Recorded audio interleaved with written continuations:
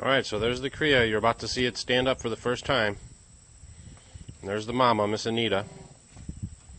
All of our alpacas are registered and a pretty good bloodline. I would say that alpacas are very much similar to sheep in regards on how they give birth and then how they take care of them after they're born. So in that regard, you know, they eat kind of the same and they do a lot of the same things and characteristics of sheep. So, you know, don't let getting alpacas maybe freak you out if you were thinking about it. They're really not that much different than, you know, having some sheep. And we have sheep too. We have Katahdins, they're hair sheep. And so I've watched several births and posted them online. But I just wanted to show you this one here. Now we're going to, hopefully she's going to, well, she's kind of got her head pinned there, huh?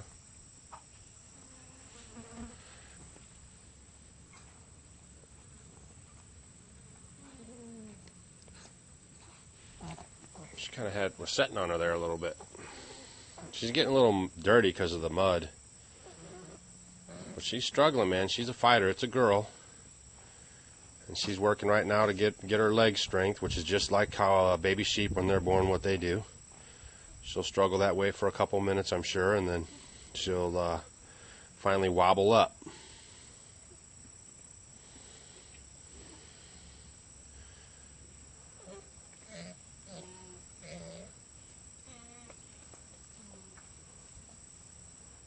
Now, because I'm just now getting my alpaca shelter kind of going and stuff, I don't have like an area I can just cordon her off in. So I'm just going to leave them with the herd and just kind of keep a close eye on them for the next couple days. And I want to be here, you know, make sure the baby takes her first drink, which is colostrum.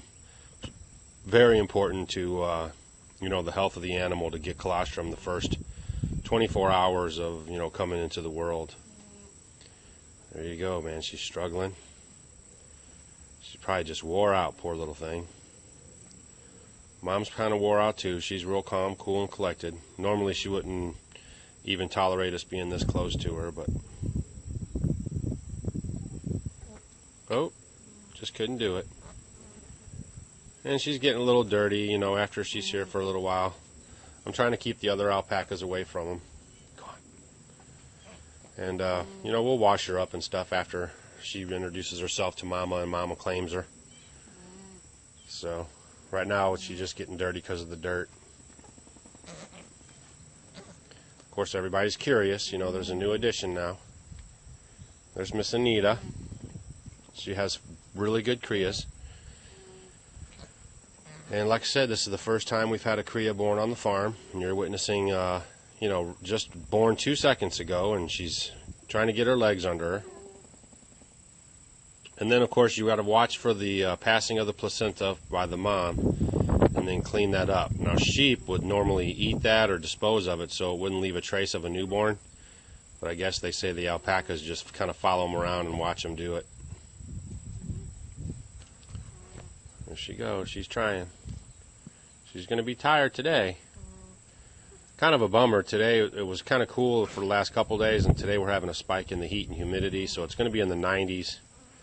But the rest of the week and into next week, it looks like good temperatures, so she'll have a good time. We try to mate them so they have babies, you know, at the end of summer, so they're not in the extreme heat, because we do live in the Midwest. But, you know, this is September, so this is right on schedule for us. And that's when we'll try to plan all of our babies, September, October, because it's cooler then.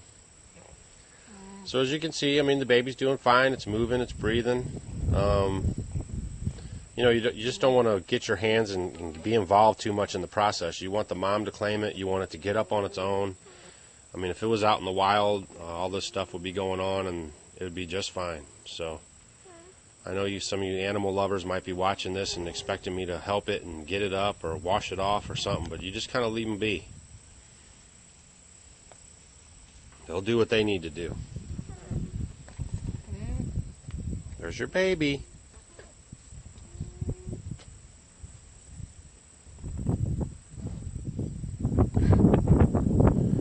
she's sniffing it and staying next to it.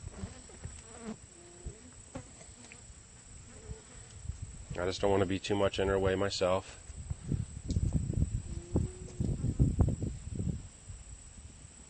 Go on, Belinda. She's just moving with the baby, staying with the baby. Go on. Go on.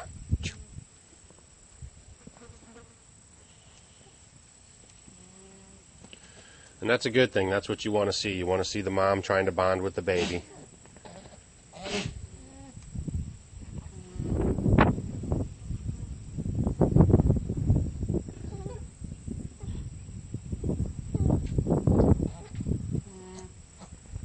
Come on, you can do it.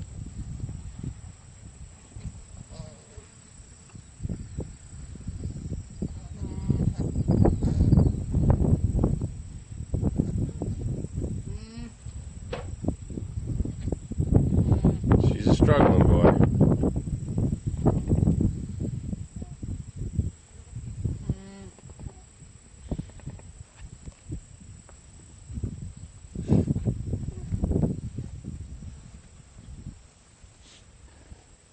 Everyone's curious about the new alpaca baby.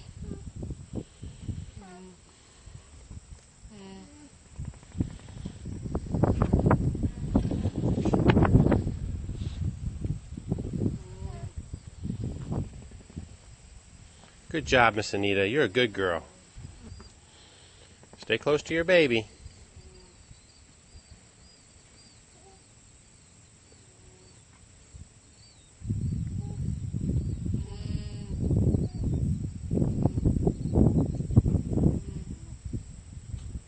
You can hear it making its little calling noise. They are really linky. You know, compared to like a sheep when it's born, the long neck and everything, it's really kind of different. For us, you know, this is, like I said, the first time we've seen one born on the farm.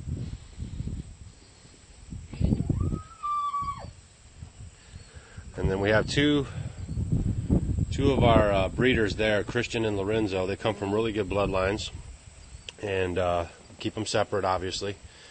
And they're making noises and stuff too. I guess everyone knows there's a new arrival. Go on. So we just want Miss Anita to have enough time with her baby and not be sniffed on and intruded on much. So I'm just kind of shooing everybody away. These boys, they're fighting, you know. They say boys will be boys. So that's what they're doing. Now, Christian's a little bit older than Lorenzo. Lorenzo is the one on the left right now. And he's, you know, he's kind of aggressive. He's trying to show that he's going to be the new man on the block. And Christian, he's a little more easygoing, so he knows how to handle him just right.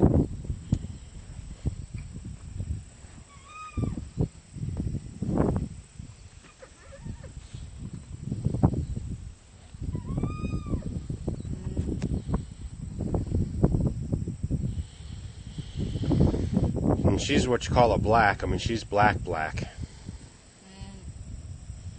And she still does a good job having Crias.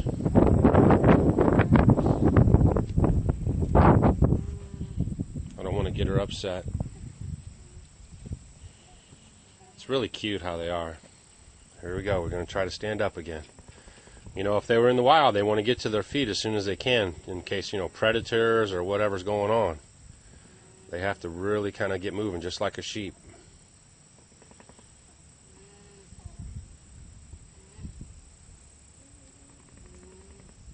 But it's breathing fine, and it's a little shaky, but it's fine. It's to be expected.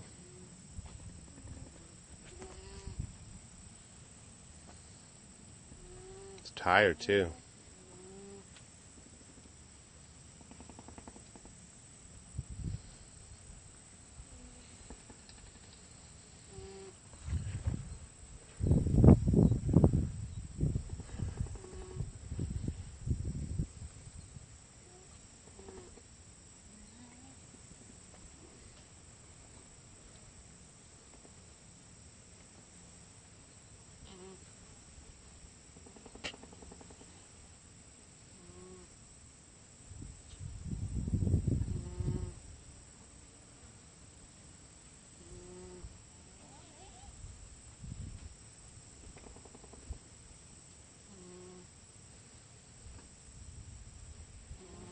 Well, I'm hoping you're going to see the her first stand-up.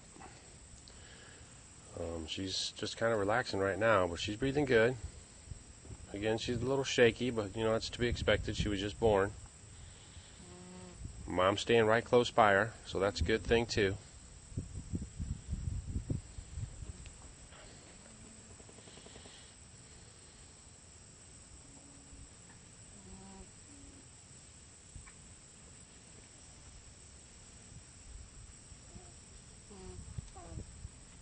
Okay, here we go. She's gained up her strength again.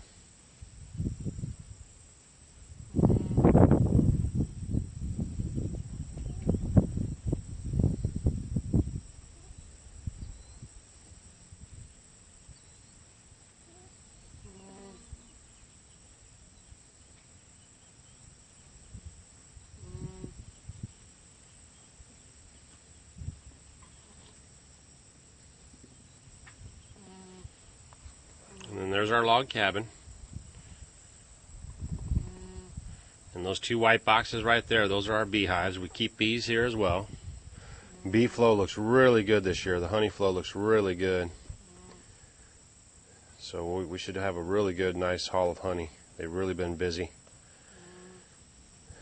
We did lose one hive early in the spring, and I thought it would come back. I was going to replace the queen, and I didn't, and I should have. And we did end up losing that hive. But, you know, that's what they say about livestock, that if you have livestock, you'll have dead stock, and that even counts for bees. So it's just how it is on the farm, you know. You do the best you can, you take care of your animals, you respect them. You know, like the Torah explains, and the scriptures explain, that you take care of the animals. We have dominion over the animals, and that animals are a big deal, and we take care of them before we take care of ourselves, especially here. We feed them and we water them before we, you know, feed ourselves. And that's just another, if you think about it, that's another, you know, thing in the Western world. We're desensitized, I guess you'd say, and we think that sacrificing an animal would be no big deal, but it is a big deal. It was a big deal to Judaism back then, and it is a big deal today, that they do it as humanely as possible, that they don't hunt for sport, and that the animal has a Shabbat, and everything else. So if I just encourage you to search your scriptures about that. And you know, animals are a big deal, and you know, sacrificing an animal because of your not wanting to follow the Torah, you know, that was a big deal. So just don't think everybody was just running around dragging animals down to the temple all the time for sacrifice, because that's not the case. For the most part, people were adhering to the Torah commands. And during the feasts and whatnot, they would have, you know, big barbecues or whatever you want to say. And, you know, just we have this wrong impression that people took sin lightly, and they didn't. And nor should you today. And sin is, just very plainly as John explains it, a transgression of the Torah, period. So the Torah can't be whittled away. It can't be whittled down to 10 or 2 commandments. The Torah is all the commandments that Yahweh gave for his people that want to walk in his ways. I mean, it's pretty simple. Okay, so we still got the, you know, the Cria. She's still just kind of hanging out. She's breathing fine. That's a good sign. Mama's staying close to her. You can see, I don't know if you can see, but I can see her nipples are ready to go. She's got big nipples ready to go for feeding. And you know, I think this will work out good. So I think we won't have any problems with her. She just has to gain her strength and try to get up again. And then I'm going to watch. They say it takes about an hour or so, kind of like a sheep, to pass the placentia. So I'll keep an eye out for that, and then remove that properly. You know, you don't want any of that stuff laying around too, because you just don't want any kind of festering of disease or anything. So. Well, that's good. That's our first successful birth on the farm, and I'm excited about that. And now we just have to think up a name, and you know, then we'll get her all ready to go and get her registered. The baby that we did have before we came here was Elaine. That's that one right there. She's really nice. Got a real nice fiber on her, and a real good temperament. And we had her at the place where we did get these alpacas, and we made sure that Miss Anita was by Augusto was impregnated, and so we'd have our first birth here on the farm. And there it is. It's a neat thing having YouTube. You know, you could share this with people that are interested in alpacas and stuff like that. And you know, because you never know, you want to get into something and you're not sure about it, and then when you can comb the internet, check out YouTube, and watch these type of videos, it might ease some of your fears. You know, animals are pretty much going to do whatever they need to do. They don't need much human interaction, and you know, you just kind of leave them be and they'll be fine. And that's our philosophy here at Growing in Faith Farm, is that we just try to, you know, we let the animals do what's natural to them. And it works out fine. And again, sometimes you lose some and sometimes you don't. And the ones you do lose were weak, so basically all you're doing is kind of strengthening your herd with the stronger ones. So, well, I'm 16 minutes in, and I want you to see her get up. Here she goes. Come on, girl. Come on, girl. Mama's staying right by her. That's a good sign. She's kind of pushing too. I think she's going to pass that placentia now. See her pushing? And you know, they have the signs are there. They have babies just like sheep. I mean, I saw her kind of getting up and getting down this morning, and then when I looked over here, she had her backside to me, and I saw it was a little inflamed, and I saw her opening was a little separated. And then I went back into the house. I told the wife, and then I told her, you know, that I think it was going to be this morning. And then when you watch them, she started stretching her neck and raising her paw and laying on her side, exactly what sheep do. So there's a lot of similarities to that. I saw a lot of people post on there that, oh, you don't know when they're going to have a baby and stuff. Well, if you have sheep and you can know those signs, you'll know when they're going to have a baby. All right, here she goes. She's trying to get up again. Oh, she's so tired, poor thing. Takes a lot of energy to be born. So she's in her cush position right now, which is pretty good. You know, she's slowly getting up and doing more and more of getting up.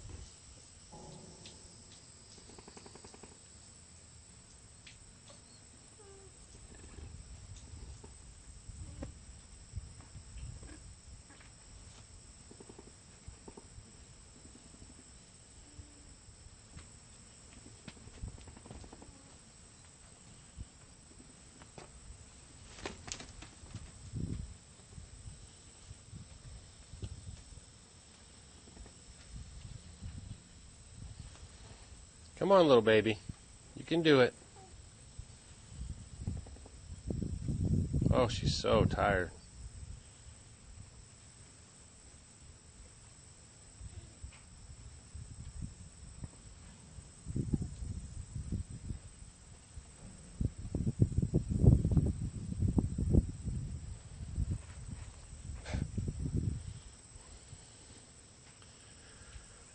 Well, I'm 19 minutes in, so I think I'll go ahead and shut it off, and I'll post this for you.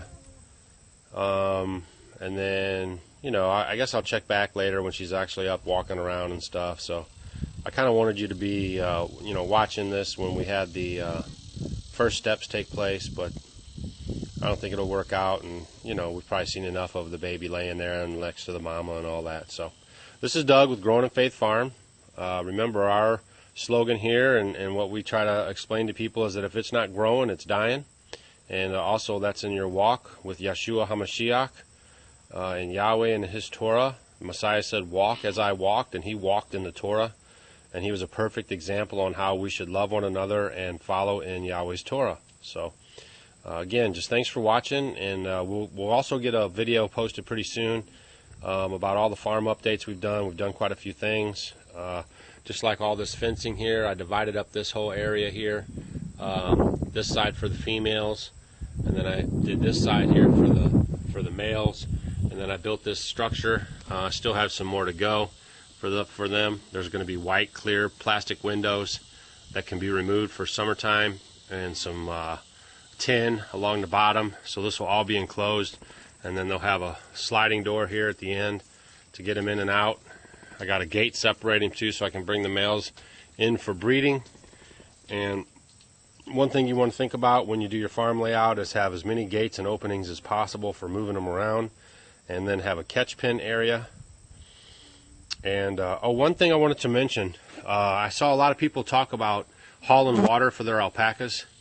What we did, well, when we get a gutter on the building, we'll have 2 of these cisterns here for these alpacas. We don't have water on the property specifically for the alpacas.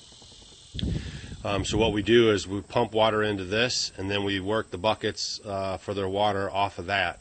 And that's just going to cut down on all your nonsense of hauling stuff around.